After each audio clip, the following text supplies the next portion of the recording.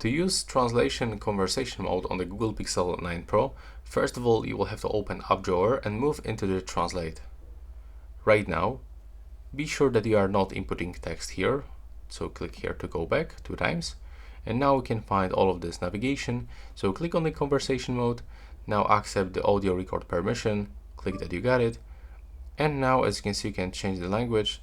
So in my case I would like to get it into Polish, from English to Polish. There we go.